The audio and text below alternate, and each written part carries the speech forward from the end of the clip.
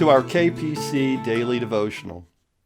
Let's read from the book of Isaiah, chapter 46, starting at verse 3. Listen to me, O house of Jacob, all the remnant of the house of Israel, who have been born by me from your birth, carried from the womb. Even to your old age I am he. Even when you turn gray, I will carry you. I have made, and I will bear, I will carry, and I will save.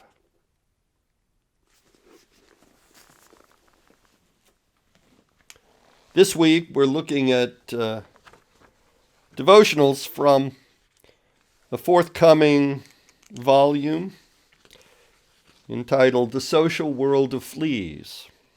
And for today, Munch's Honor. Munch is currently our largest dog, a mixed breed. He inherited the markings and long body of a Doberman and the big barrel chest of a Labrador Retriever. In his prime, he weighed in at more than 120 pounds. Munch is big. Munch has always assumed he is the dominant dog.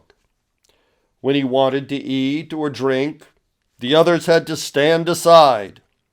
When he wanted to lie down, the others would respectfully move. Otherwise, he would bare his teeth and charge. By his sheer body mass, all opponents would be pressed into a corner. Rarely they'd get bitten, usually not, but he had made his point.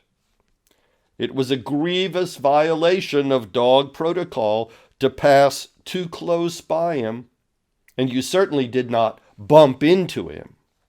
Munch demanded deference. But Munch is also old. As I wrote these words, he's almost 14 years old. He has arthritis and posterior peripheral neuropathy. He's losing control in his hind legs. He's stiff, slow, and walks with a Charlie Chaplin waddle. When he falls, he needs help getting up again. If assaulted, he wouldn't be able to defend himself. But Munch still expects deference. He will throw himself down on the dog bed regardless who is lying there, and expect that others will get out of his way. He bares his dulled teeth and snarls to reassert his dominance, his honor. The younger dogs still respect him, but not with the same caution as before. They do not fear him. They speed past him to come in or go out. They bump into him. They even trip him up. He's slow and lumbering. They're quickly out of range. You can see it in Munch's eyes. His honor is aggrieved. Munch's honor. The old expect respect. After all, their labor and ideas shaped the world as it is. They inherited a world with problems and had to find their own solutions, which they now view with a certain satisfaction and pride. In the process, they gained a breadth of experience to draw upon. Besides, the old generally don't feel all that old. The old demand a certain deference by virtue of their contributions and sacrifices, the history that they've made. Dismiss their accomplishments, and you disrespect them. They take it personally. I've known many older church members who felt that their opinions ought to carry more weight than others, that if it were possible, they deserved 2 votes for everyone else's 1. You see, their honor is at stake. The young, however, take the world as they know it for granted. They see new problems looming for which they need new solutions. It's a challenge, and they take it personally. The old solutions are no longer fit. In fact, yesterday's solutions, of which the old are so proud, often become part of tomorrow's problems.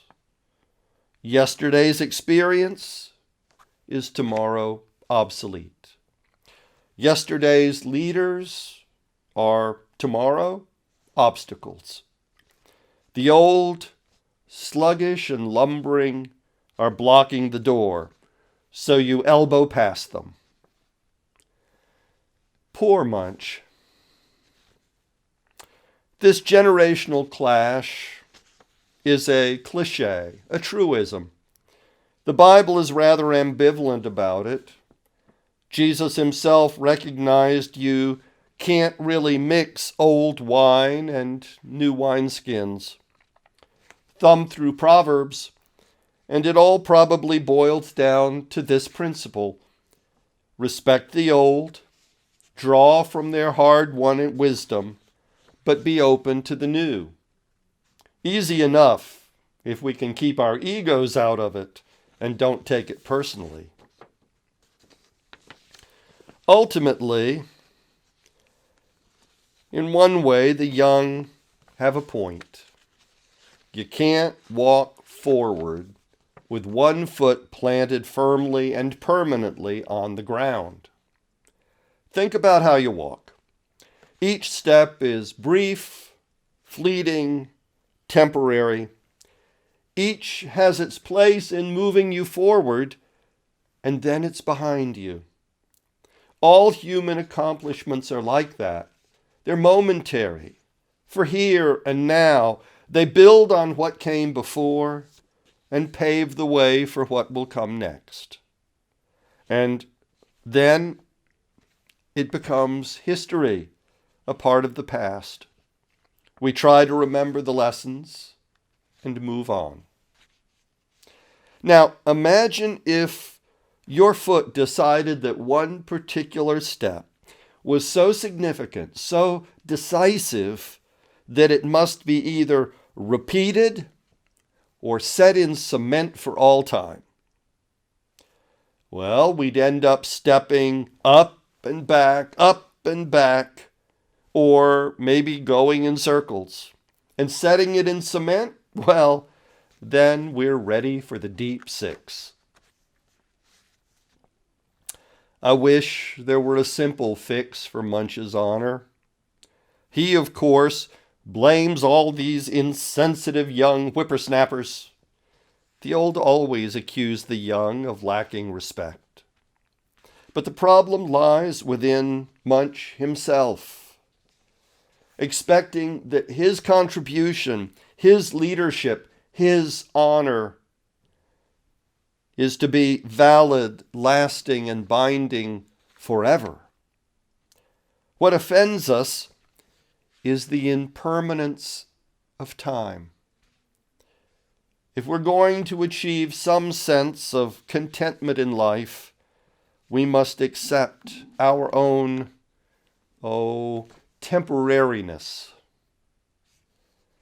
Our satisfaction can only be in having fulfilled our unique and individual task within the big picture, in having been at one time an indispensable piece in a vast moving puzzle. And though soon no one might remember our contribution, God has seen it. God values it. God remembers it. And our honor is safe with God. I wish you a blessed day ahead. Goodbye.